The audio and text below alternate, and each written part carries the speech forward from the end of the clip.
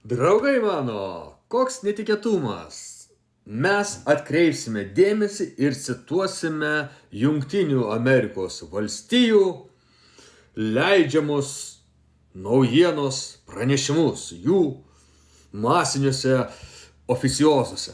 Ne, dabar bus ne rusų propaganda, ne Lietuvos alternatyviosios žiniasklaidos kažkokia tai įžvalgos ir potyriai. Ne, dabar tiesiai tai, ką skelbia Jungtinių Amerikos valstybių žvalgyba. Ir apie ką čia? Aš čia aišku apie Iraną, nes Amerikai ant Lietuvos yra nusišikti, jie dabar yra susirūpinę dviem dalykais. Iranu ir kaip išnešti uodegą iš Irano ir kaip brangiau parduoti Ukrainą Rusijai.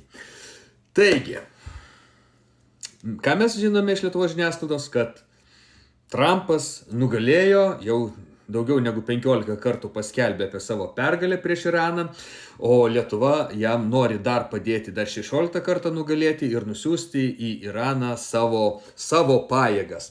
Latvija irgi nori nusiųsti į Iraną savo pajėgas, bet Lietuva nusiųs pirmiau. Mes pirmi padėsime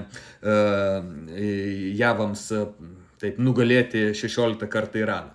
O tuo tarpu JAV žvalgybos vertinimai rodo, čia aš jau skaitau jų pranešimą, kad Iranas išlaiko didelę dalį savo karinių pajėgumų, nepaisant Trumpo administracijos teiginių, kad jie buvo sunaikinti. Girdėjote, turbūt skaitėte ne kartą Trumpo pareiškimus, kad Iranas visiškai sunaikintas, stuburas sulaužytas, šitas laivynas paskandintas, aviacija išdaužyta, viskas nušluota nuo žemės paviršiaus ir taip toliau.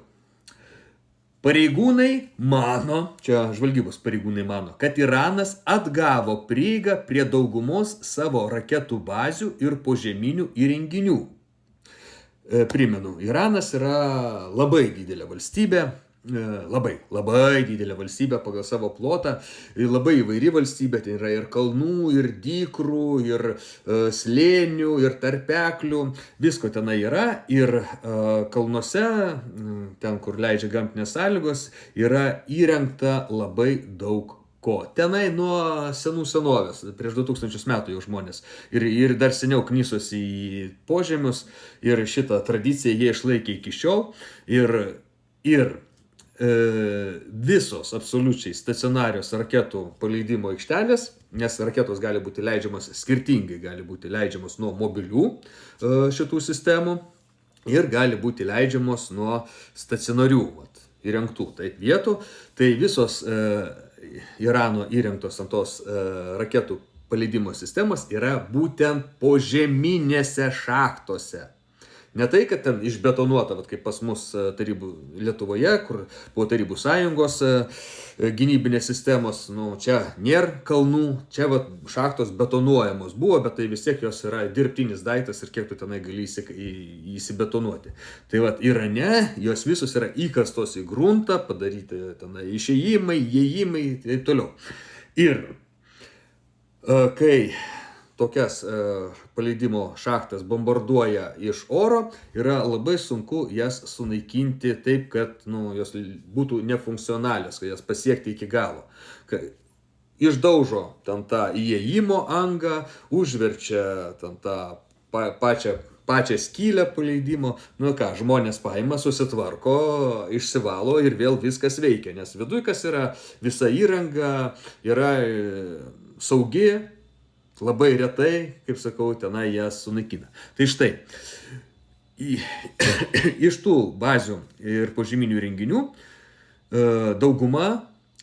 į daugumą jau atgavo prieigą. Tai, kad tenai pradžiai užvertė, padarė nenaudojama, viskas atsikapstė. Iranas per šitas kelias savaitės paliaubų. Įskaitant 30 iš 33 objektų palei Ormuzo sąsiaurį. Kad įsivaizduotumėt santykį. Ormuzo sąsiauris yra ta siauriausia vieta, kur arčiausiai daužyti amerikiečiams bombinti ir patogu bombinti. Tai šitą pakrantę Persijos įlankos, kur sąsiauris yra ir taip toliau. Tai iš 33 tų požeminių raketinių paleidimo sistemų ir bazių, 30 pagal JAV žvalgybos duomenys jau yra vėl veikiančios, jau vėl funkcionuojančios. Tai reiškia, daugiau negu 90% savo tų bazių, kurios buvo bombarduojamos, Iranų jau veikia. Jeigu jisai palei Ormuzą tiek susitvarkė, tai ir visur ten kitur, kalnuose, vakarų pusėje, irgi kuri buvo bombinama, jie tą turėjo susitvarkyti lygiai taip pat. Sakau, palei Ormuzą tenai lengviausia amerikiečiams buvo bombinti, nes jie pasiekė ir iš sausumos, ir lėktuvams priskristi arčiausiai. Tai daugiau negu 90% tų stacionarių raketinių sistemų jau pas Iraną vėl stovi sargyboje šalies. Taip pat manoma, čia JAV žvalgybos vertinimu, kad Iranas vis dar turi maždaug 70% savo raketų arsenalo ir mobiliųjų paleidimo įrenginių. Tai reiškia, kiek bombino, neišbombino, kiek šaudė Iranas, neiššaudė.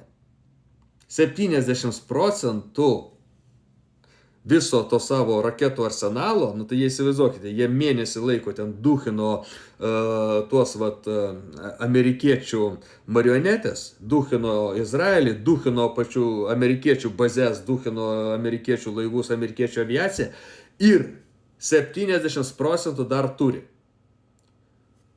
to savo resursų. Čia nekalbant apie tai, ką jie per šitas paliaubas dar atsivežė, dar susigrąžino. Tai jau tas mėnuo laiko Amerikos bombardavimo ir Izraelio bombardavimo, mėnuo laiko kasdienių atakų iš Irano pusės išnaudoja tik tai 30% Irano atsargų. Amerikai baigėsi raketos, jie nebegali daugiau kariauti. Jiems reikia pasigaminti, jiems reikia susivežti, jiems reikia į sandėlius išsikrauti. O Iranui 70%. Iranas dar būtų galėjęs dar 3 mėnesius vien savo atsargomis naudodamasis duchinti Izraelį ir Ameriką. O jeigu taip labiau ištempiant pusę metų, o jeigu skaičiuoti, kad tenai tuo pat metu jie ir gamina, tuo pat metu jie ir užsiveža iš Kinijos, iš Pakistano, iš Šiaurės Korėjos, iš Rusijos ir iš visų, kas tik tai jiems parduoda, tai praktiškai Iranas galėtų varyti nesustodamas. Taigi, žvalgybos ataskaitos rodo, kad Iranas atsigavo greičiau nei tikėtasi. Vaje, kaip taip gali būti, amerikonai apsižioplino eilinį kartą. Ir tebėra pajėgus kelti grėsmę JAV karo laivams ir naftos gabenimui Ormuzo sąsiauryje. Jisai yra ne tai, kad pajėgus kelti grėsmę, jisai visiškai kontroliuoja Ormuzo sąsiaurį, nedaleidžia jį įplaukti jokiems laivams be jo leidimo, išplaukti be jo leidimo ir neleidžia priartėti Amerikos kariniams laivams. Kelis kartus Amerikos kariniai laivai per šitas paliaubas bandė įplaukti į Ormuzo sąsiaurį ir gavo kiekvieną kartą, švelniai tariant, pizziuliai, buvo apšaudyti raketomis, apšaudyti dronais ir mikliai spruko atgal, slėpdami savo nuostolius. Taip kad, draugai mano, Iranas rodo, kad didelė, ten beveik 100 milijonų, virš 90 milijonų gyventojų, vien gyventojų, plus didelė teritorija, plus turi savo pačių resursų, tai didelė valstybė su savo resursais, su savo žmonėmis gali apsiginti nuo šito pasaulinio bandito ir jo bandymų sunaikinti. Ir tokių valstybių kaip Iranas yra ir daugiau. Rusija silpnesnė už Iraną? Ne, Rusija žymiai stipresnė už Iraną, jinai turi dar ir branduolinį ginklą, kurio neturi Iranas, ir jos ginkluotė žymiai įvairesnė ir tobulesnė. Kinija galingesnė už Iraną, Pakistanas galingesnis už Iraną, Indija galingesnė už Iraną.